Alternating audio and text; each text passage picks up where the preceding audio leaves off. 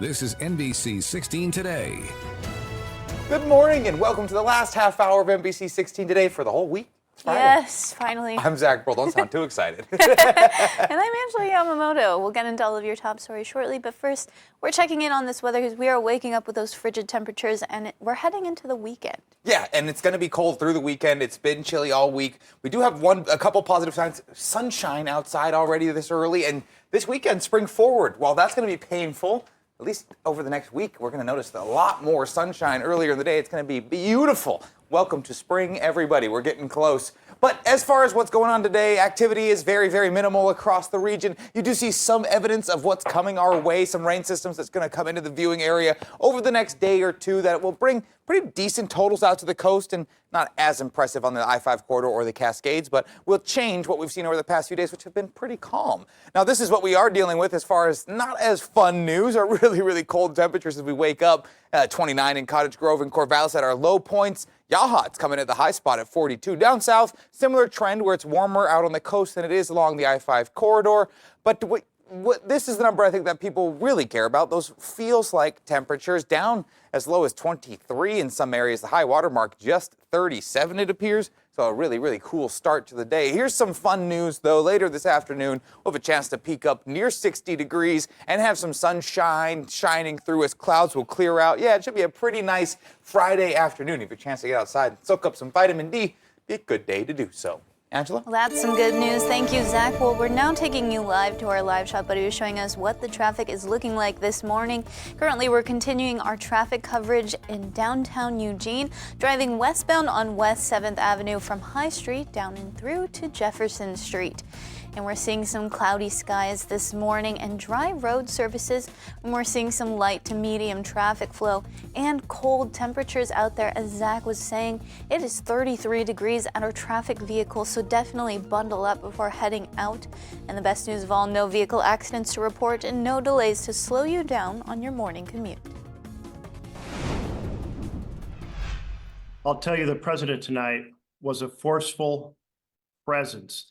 He drove home the message that democracy matters and that we're going to fight to make democracy work in America, and it's going to work for working Americans. Senator Jeff Merkley speaking about President Joe Biden's State of the Union address this last night, saying the president delivered his message with energy, clarity, and some forcefulness. And we'll hear more from the senator shortly. Yeah, President Biden delivered a fiery State of the Union address covering several themes, including improving the economy, reproductive rights, and preserving democracy, both here and abroad. NBC's Bree Jackson is in Washington with more on the president's speech and the Republican response. We can proudly say the state of our union is strong and getting stronger. President Biden delivering a fiery message during Thursday night's State of the Union address, warning of threats overseas. If anybody in this room thinks Putin will stop at Ukraine, I assure you he will not. The president calling on Congress to approve aid for Ukraine to defend itself, while also calling out challenges to our country. History is watching, just like history watched 3 years ago on January 6th. When insurrectionists stormed this very Capitol and placed a dagger to the throat of American democracy. President Biden touting his successes while drawing a sharp contrast between his policies and the GOP's on issues like a woman's right to choose. Those bragging about overturning Roe v. Wade have no clue about the power of women, but they found out. U.S. Senator Katie Britt delivering an intense Republican response. The American dream has turned into a nightmare for so many families. Our families are hurting. Our country can do better. She blasted the president on issues like the economy and crime. From our small towns to America's most iconic city streets, life is getting more and more dangerous. President Biden's border policies are a disgrace. This crisis is despicable. Dueling speeches at a pivotal moment in the presidential race. It's now down to a rematch between President Biden and his predecessor, former President Trump. In Washington, Bree Jackson, NBC News. We spoke with Senator Jeff Merkley shortly after the State of the Union address, a speech that appeared to energize the senator. One of the topics he touched on was the president's age. Now, of course, that's something critics have been pointing to during President Biden's re-election bid. I thought it was an incredibly effective presentation. Not only was he speaking in kind of a genuine fashion, but he threw in some humor and jokes along the way, some challenges to the Republicans. He made the contrast between his predecessor and his view of America's future. President Biden challenged Republicans on a number of issues during his address, from abortion to Social Security and Medicare. Now, we asked the senator his take when Biden pushed Republicans on the issue of immigration. Yes, in fact, he laid out the fact that it was the Republicans who pulled the bill that laid out an enormous set of powers to tackle the challenge of people coming to the southern border, and challenged the Republicans to get back on board and help solve the problem, not to play politics with it. So I thought that was effective.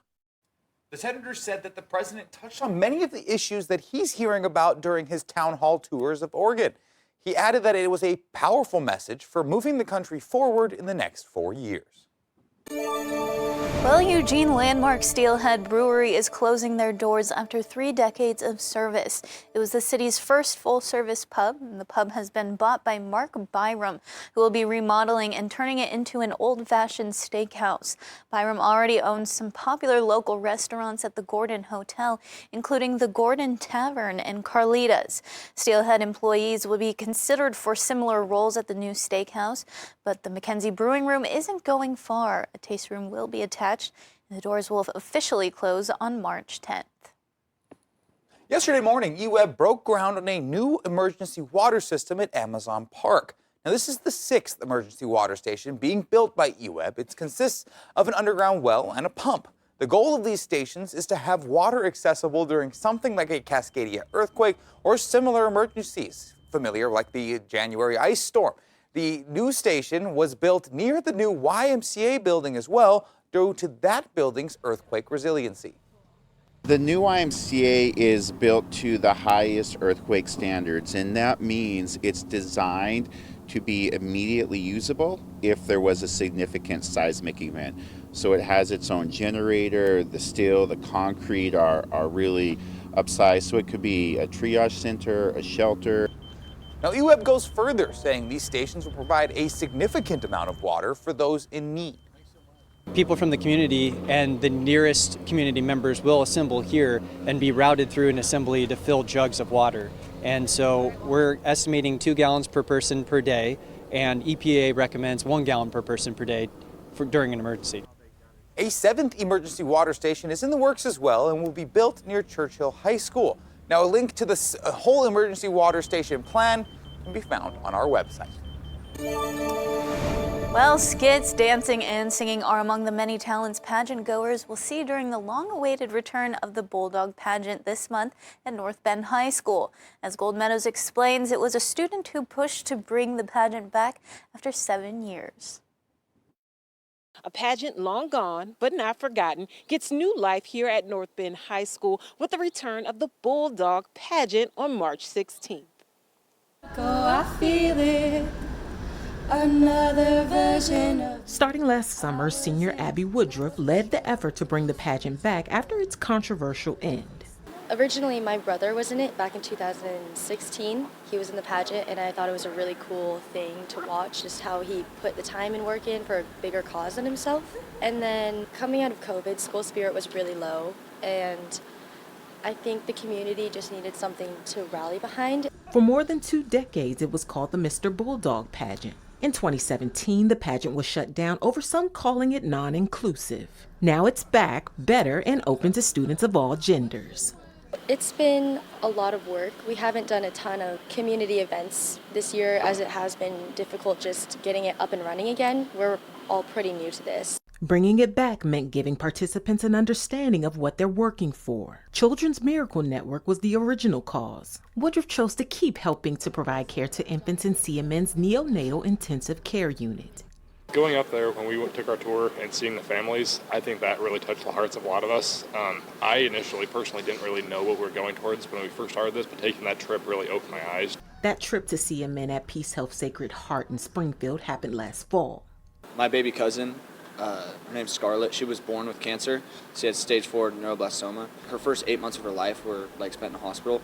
So seeing that and seeing the pain that my family went through really motivated me.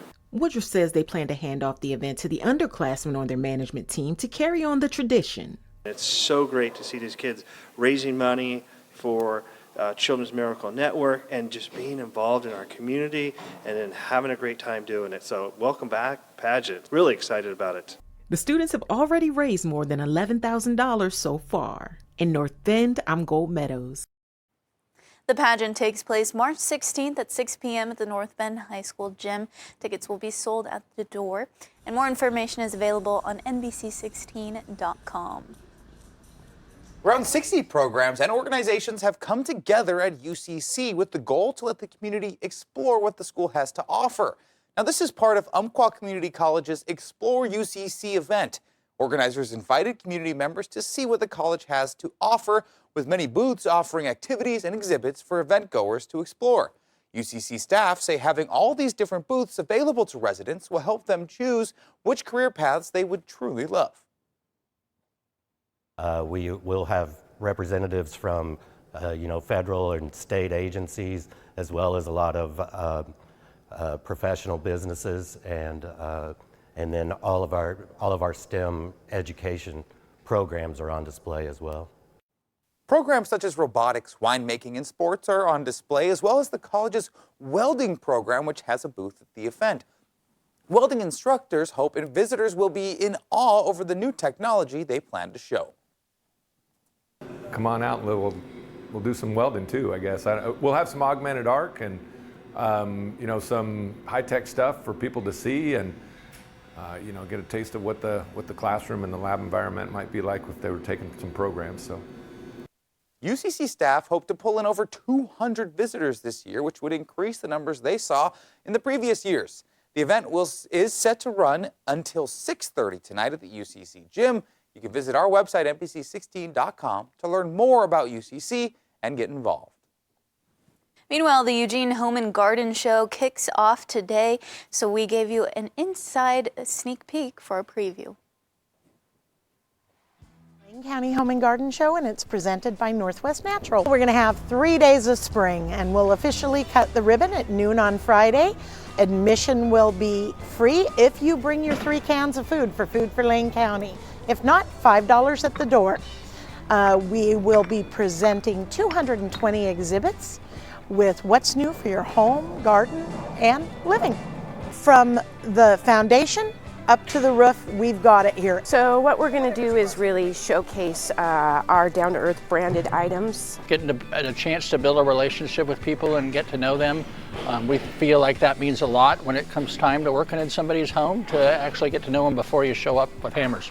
It's fun to get out with the community and visit regulars and new folks. The show is an opportunity to interview contractors and subcontractors about what's new, what's trending, what evolutions there are in products or building technology. We work for about 6 months to produce the spring show. It's prom night for them, so come on out and meet your experts and support all these great local businesses.